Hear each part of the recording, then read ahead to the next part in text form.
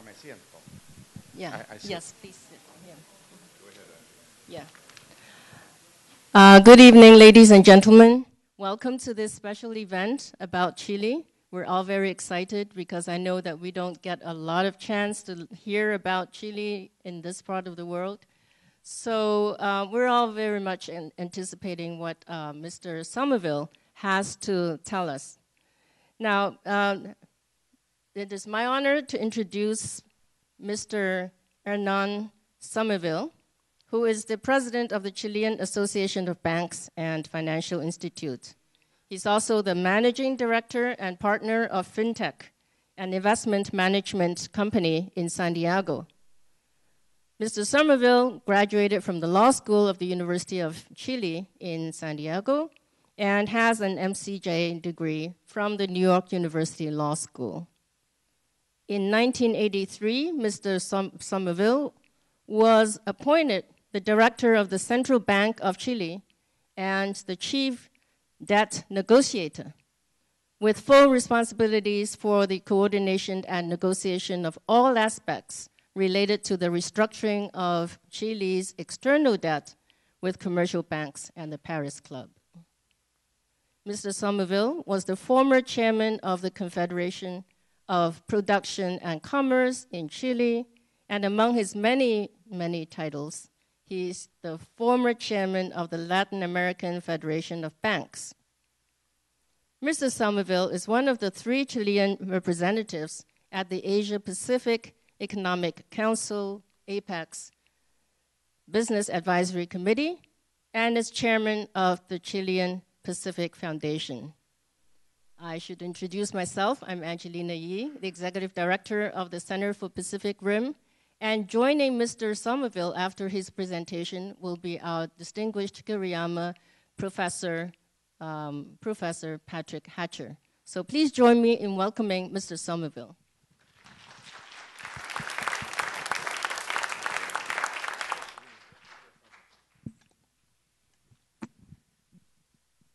Good evening. First of all, I very much appreciate the invitation that was extended to me by the University of San Francisco for this talk about Chile and the Pacific Rim. I propose that I will give you an overview of our participation in the Pacific Rim, as well as to the current situation of Chile's economy, and then leave space for Q&As. I think it's probably the most productive way of using my time today. First of all, a small correction. I am not the current chairman of the Association of Banks. I left that position last week after being chairman of that association, non-executive chairman, for 20 years. I thought 20 years was a long period of time. So there's a new chairman, and I'm a free man as of now. That's why I can enjoy this wonderful weather in California. Well, Chile has been referred to as a sort of model case of economic and social development over the last 25 years. It has been a sort of interesting experience. In 1973, before the military coup, Chile's economy was in a total state of ruin. It was a very closed economy with high tariff barriers, a strong government participation in the economy, a very sort of inefficient, unproductive economy. And if you look at the current situation now, it's actually the country with the highest income in Latin America in terms of purchasing power parity, close to $17,000 US. We went through a very dramatic experience over the last 30 years of our existence. After Allende, we had a military coup with opportunities and problems. On the opportunity side, it was the most radical economic and social transformation that probably a country has experienced. And of course, all the shades and shadows of the human rights records. But on balance, at the time of the peaceful intelligent and very pragmatic transition to democracy in the early 90s, it was a country that had, again, gone through a very radical economic and social transformation. And after 20 years of democratic governments, today I think we have a very solid position and the future looks very promising. I will go through, or try to go through, a balance sheet of the situation with the assets, but also list the liability sides. I think it's important to have a sort of balanced view. To start with, it's a country that is progressing rapidly. The economic performance over the last years has been very impressive. It's a country that, through economic development and a good social net, has been able to reduce the level of poverty that in 1990 was close to 40%. This is according to World Bank benchmarks and standards. And currently is probably down to 13%. So the 13% of the population lives under the so-called poverty line. This number used to be 40% in 1990. The highest standard of living in Latin America, a very unequal distribution of wealth that I will refer to later on, a very open economy, probably one of the most open economies in the world. The average tariff now for imports in Chile is less than 1%, because probably 95% of our trade is covered by free trade agreements with different parts of the world. It's a very transparent country, very transparent. According to international transparency, we rank very, very high, at the same level of many European countries and the US and Canada. So our standards of transparency are quite high, very high. And in terms of the ease of doing business, we also rank very, very high. All this, again, in my view, is a combination of factors. The very dramatic, radical economic and social transformation during the military regime, the most intelligent transition to democracy, in my view, done by very pragmatic politicians that decided to keep the good things of the Pinochet years, and obviously direct the process of democracy in Chile. Chile had a long, long democratic tradition, by the way. So the Pinochet, and I'm not defending, of course, the military regime or anything of the sort, was not just an ordinary standard coup. It was a very important break with a long, long democratic tradition for a number of reasons that probably I don't want to elaborate at this point, or maybe we can elaborate later on. But what is important that the politicians or the democratic governments that succeeded the Pinochet regime, in my view, conducted a very intelligent, pragmatic process of transition. The economic platform of the regime was practically kept intact. And of course, many interesting reforms were introduced later on. After 20 years of center-left governments, we now have a center-right government. In my view, the differences between both coalitions are really on the margin. This is sort of questionable statement. Many of my friends obviously object to this. But in my view, there are no major differences in both coalitions. You know. The center-left probably favor more social engineering. Not even on the taxation side we have many differences. And of course the center-right is probably less social engineering. But this is, in my view, is a very important asset of Chile. It's a sort of Darwinian social continuation of policies. The policies of the Pinochet regime in terms of the economy, the opening of the economy, the need for fiscal balances, an independent central bank, a very, very good monetary policy, a subsidiary role of the government or the state in terms of the economy, etc. And actually, many interesting market reforms were introduced by the center-left governments, you know. The infrastructure of Chile has been developed basically through public sector concessions to the private sector and financed basically by the very deep capital markets of Chile, pension funds and banks. So many, many reforms. Actually, the most interesting opening of the economy in terms of the Asia Pacific was done by the democratic governments. In terms of the opening of the economy, as I told you before, until the military coup, Chile was an extremely, extremely closed economy. Very high tariffs, prohibition of some imports, you know, quota systems, etc., etc. The military government, or the civilians that run the economy during the military government, decided that for a small economy like Chile, in order to be productive, efficient, the only way was to open to international competition and international trade. And unilaterally, and this is interesting, not through bilateral trade agreements or multilateral trade agreements, but through unilaterally, they decided to dismantle all these barriers and protections. The very, very high tariffs were reduced significantly. All the import quotas and restrictions were completely erased and eliminated.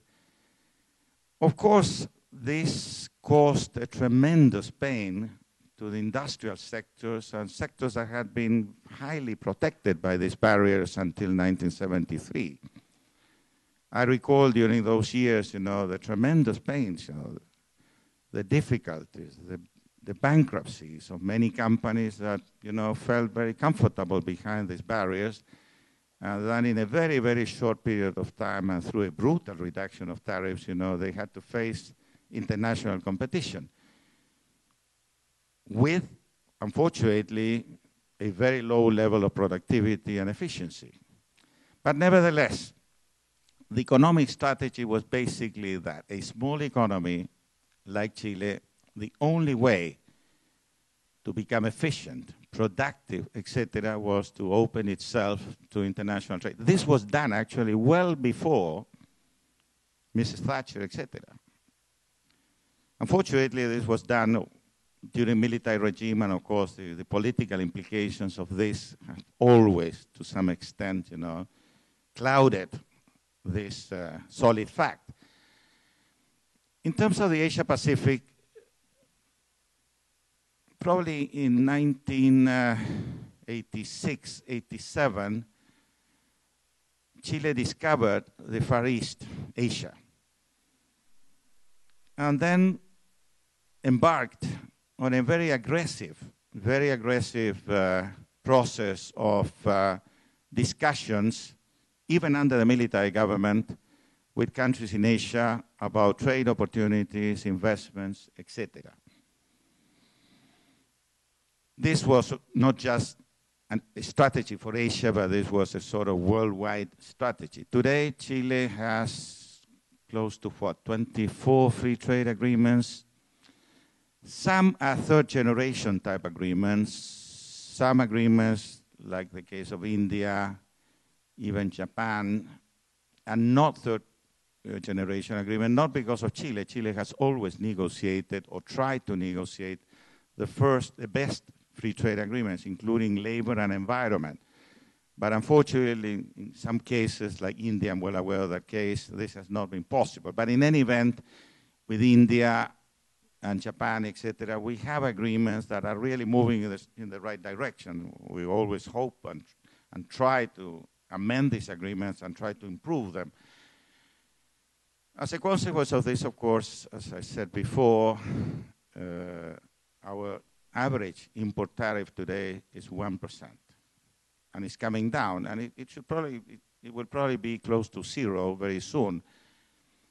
We are now basically 90-something% of our trade is covered by free trade agreements. We just concluded a negotiation with Malaysia. We are in the process of doing a sort of preliminary market study with Indonesia. And there are actually very, very few countries still out. With Africa, we have nothing, but of course our trade with Africa is not relevant. I have personally been involved in the APEC process since 2000. I was a member of the Business Advisory Council of ABAC. I was chairman of ABAC in 2004. And in that capacity as a private businessman, I witnessed all these developments. Our trade with Asia today is really very, very important. 40% of our trade is now with Asia. Asia is our main trading partner. China, of course, being number one, basically because of copper and the high price of copper. We have to take that into consideration. But Japan is our third main trading partner. I think Korea is number 5. There's some statistics there. But in any event, between China, Japan, and Korea, it's all close to 40%. The US is our second trading partner with about 13%. And what is interesting is that we run a surplus with the US. This is probably one of the very few countries where the US doesn't have a deficit. In our case, the US has a surplus with us. As a consequence of the free trade agreement that we concluded with the US, our trade has increased dramatically, over 200%. And today, the US runs a surplus with Chile of almost $3 billion. So this is probably one of the very few countries where the US runs a surplus. So our policy basically has been for the last 30 years that the best way to achieve growth, efficiency, productivity is to open your doors and your windows to international trade. And globalization, that has been a bad word in many places of the world, I think for Chile and some other countries has been very, very productive and very positive, both in terms of trade and also in terms of investment. Chile has been a country that has been highly favored by external investments. But not just that, but also we have become an investor country. Since it's a very highly capitalized country, the capital markets of Chile are quite deep. The cost of money in Chile is low by international standards. Chile has become also an investor country. We started our investment route in almost the year 2000, or even before that. We became a significant investor in Argentina, in Peru. Chilean companies are now looking actively at cases like Colombia. Even Brazil, that is a large and complex market, has been attracting some Chilean money lately. But of course, the main beneficiaries have been Peru, Argentina, and Colombia in that order. Therefore, as I say, in terms of the global market, Chile, it's a very open economy. In my view, one of the most open economies in the world in terms of trade. In terms of investment, we have national treatment. There are no differences between Chilean companies and foreign companies. It's national treatment, equality of treatment. There are no differences. There are no sectors reserved, save television. I think is the only sector that for some reasons of the past, and there's really no reason whatsoever, is still subject to local Chilean majority or something like that. I hope they will be eliminated soon. Again, the globalization process, accompanied by good macroeconomic policy, has been extremely, extremely positive for Chile in terms of growth, in terms of reducing poverty, in terms of employment, etc. On the liability side, of course, why don't we start mentioning that we still have 14% of the population under the poverty line. Again, down from 40 in 1990. And we assume that growing at rates of 6-7%, that is absolutely feasible. This year we will probably grow next to 7%. Next year we're anticipating growth of 6%.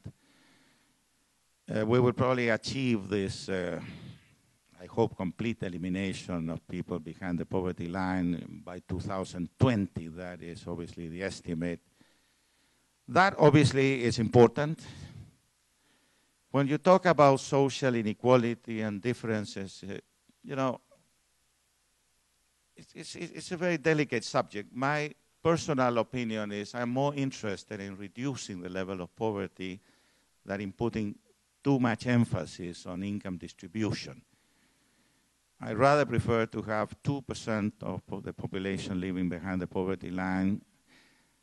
The subject is delicate. In Chile, taxation is, in terms of individuals, is high, and people pay taxes in Chile. We have a very efficient tax system. I was actually introduced by an American team in 1940 or 1950. We have a very, very good and efficient tax system. In my view, the solution to income distribution, at least in Chile at this point, is not to increase further taxes, because some level, of course, you always have mobility of people and capital, and you have to be careful in terms of that. I think it has more to do with education, and obviously it's always a big problem. And in terms of having a more efficient public sector, you know, that money is assigned to education, money is assigned to health, money is assigned to housing, are well earmarked and directed to the people who really should benefit from that. There's always, like in any democracy, even in this country, discussions about social inequalities and how to bridge the gap, etc. And I think it's natural in a democracy, and it's part of the rules of the game. In Chile, I think there is a broad consensus that what we need is to continue to grow, and in order to continue to grow, we need good macroeconomic policies. There's a complete consensus on that. We need an open economy. We need a competitive economy. And we have to put emphasis on where the weaknesses are. Innovation, technology, the quality of public education. We just approved, in terms of education, it might be a very significant law in terms of how to further improve, how to put more responsibility on teachers, etc. But it's a question of time, you know. You don't have, in terms of education, revolutions of 2, 3, or 5 years. It takes probably a generation in terms of, there are people who probably, at this point in time, in terms of employment, in my view, we almost have full employment now in Chile. In terms of qualified people, it's a real problem now. It's very difficult to find workers in agriculture, very difficult, because they prefer to live in the city, work in construction, or go to the mining sectors in the north that are attracting vast numbers of people from central agricultural areas of Chile to the north. But the mining sector obviously has been booming as a consequence of the very high prices of copper. The very high prices of copper, by the way, that were a big bonanza for Chile, were saved. And we have a structural rule whereby we have to save every price of copper over and above a certain level.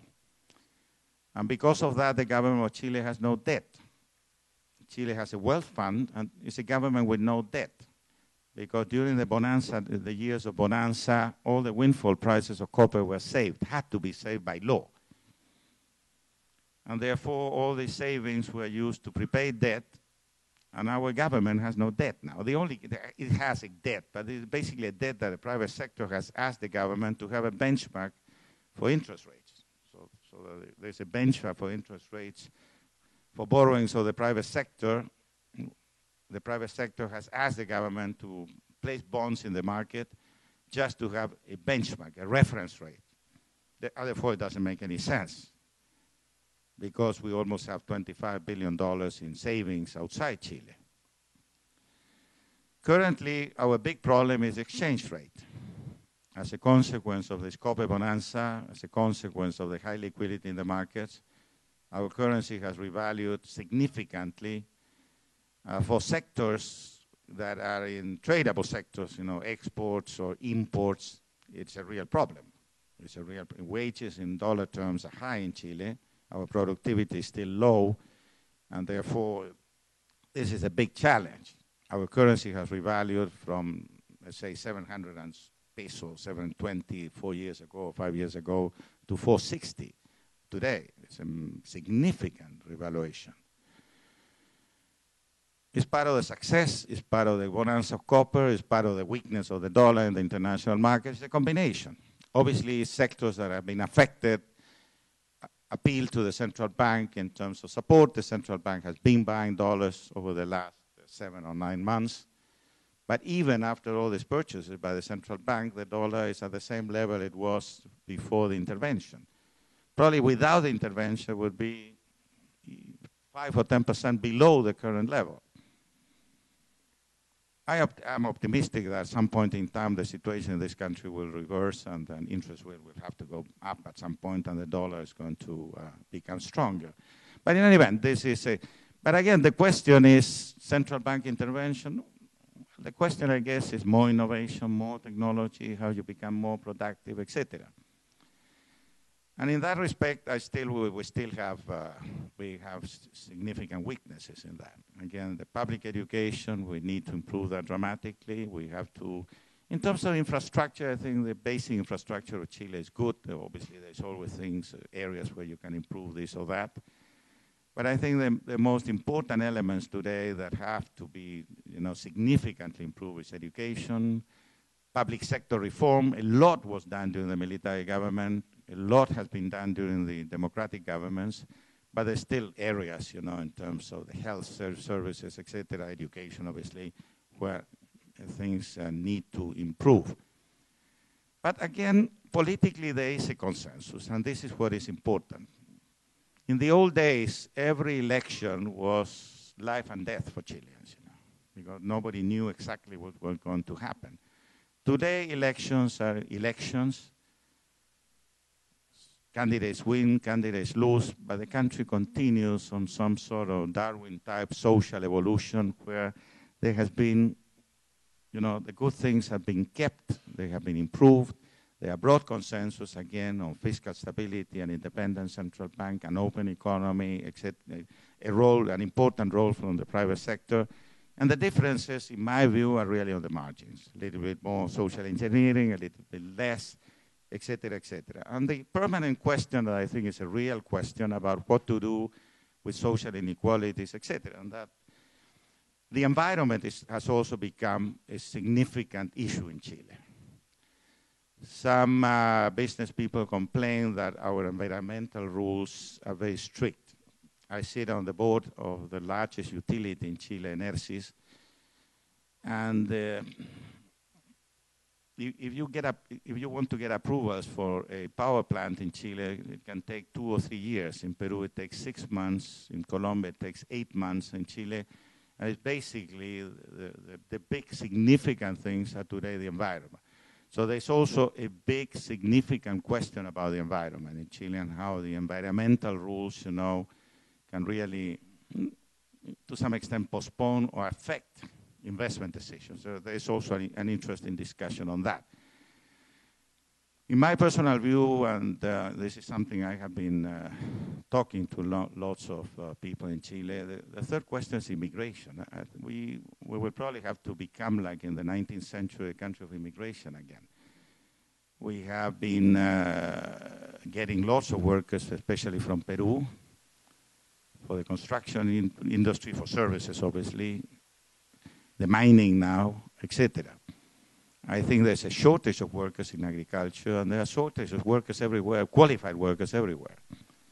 I have been proposing to the foreign ministry in Chile that we should probably go to countries like Italy now, Portugal and Spain, with high levels of unemployment, with university graduates, etc., and probably follow the same policy we've followed in Germany, Austria in the 19th century to attract immigrants from those countries. This, in my view, is going to be because our population is aging. Our population is aging. Thanks God, we have a very good pension system. We eliminated the pay-as-you-go system during the military government, and now we have privately administered pension accounts. So every worker looks after its own retirement. But we also have a social net. So we have private savings and a social net that has been significantly improved over the last, especially the past Bachelet administration. I think we completed our social reform by complementing the private pension fund with a social, what they call in Chile, social leg or a social component. sort of minimum social net that to the extent the country continues to grow and the government continues to run surpluses, I hope will be improved. Well, I really wanted to give you a sort of overview. It's very difficult sometimes, you know, to try to summarize many divergent elements. So I think it's probably more interesting in the coming minutes, or we have to have some sort of question answers and an exchange of views. Because I can probably continue repeating myself on some questions or elaborating further on some other things and leaving things that probably are more interesting to you.